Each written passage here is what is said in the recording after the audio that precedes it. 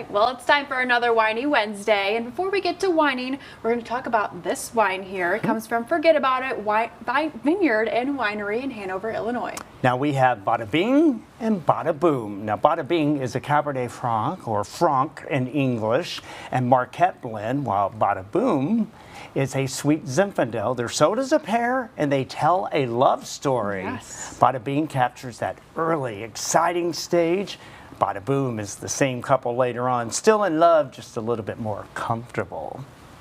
Two different wines, one continued story. Yes, and one quick note, Forget About It is located in Hanover, up near Galena, and you can learn more about the vineyard and winery at forgetaboutit.com or on Facebook. And now we're going to wine, but first I also want to mention too, they sent us flyers, which thank you, Forget About It Winery. It says on this one, which just so happens to say, wine a bit, you'll feel better. And I agree. That's exactly what we're going to do. And that's why we started this segment a couple weeks ago. Not really to whine about a lot, just bring something out in the open that we normally don't have enough time to talk about. Yes. We mention it, but not.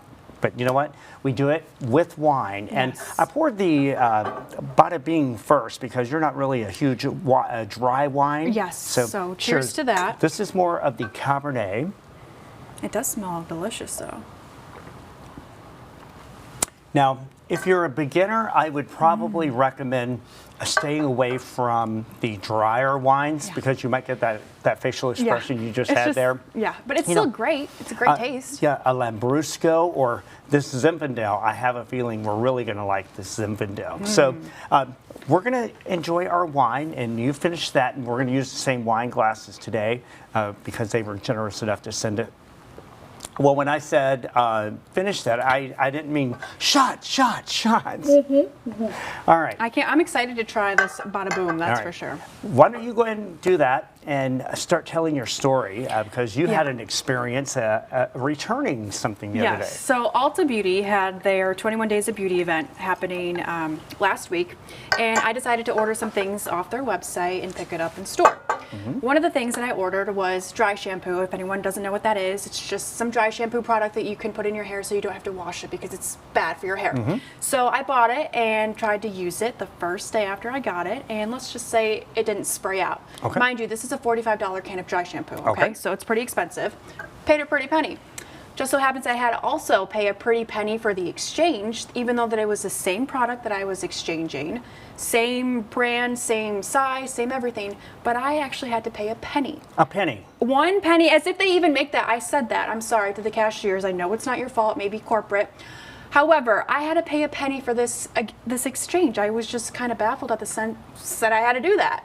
Well, some places are charging you return fees. I know some companies are, but what is the point behind a penny? Why not? I mean, why isn't it $1? When it was a clean exchange, too, I'm not really understanding it. Again, it was a faulty product, too. And I know this is opening up a can of worms, but maybe that's when you should have said, oh, I don't have a penny on me. Here's my credit card. And let them charge that 1 cent. I think that would have been smart if I was thinking at the time, but I did end up breaking a quarter.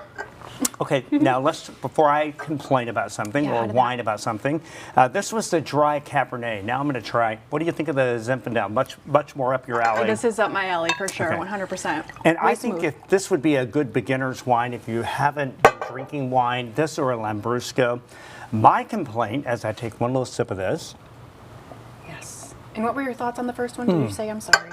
It's a good dry wine. Yeah. It is for maybe a heavier meal, but this sweet Zinfandel is amazing. Yes, it is. It goes down very smooth. All right, my complaint, I mentioned this before, it's about the IRS.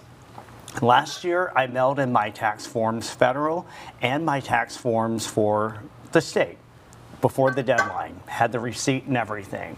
They cashed the check in late April. Well, in June, I got a note saying, you're late, so we are charging you $10 interest. I called them. They said, we'll send the receipt and that you talk to us and we'll analyze it and look it over again. October, you're late. Now it's $15. I call them again, explain I talked to someone.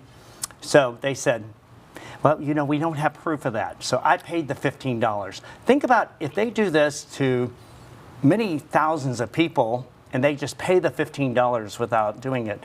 the IRS is making a lot more money. So this year, they've already cashed my check in March because I sent it out earlier. Yeah. Don't come at me or we'll whine about it more. Yeah, I mean, and that just goes kind of to corporate companies penny pinching people again, literally when they're not even making pennies anymore. That's right. What's the deal? Well, you know what? We are very generous for this, Yes. or we're for the generosity about our wine.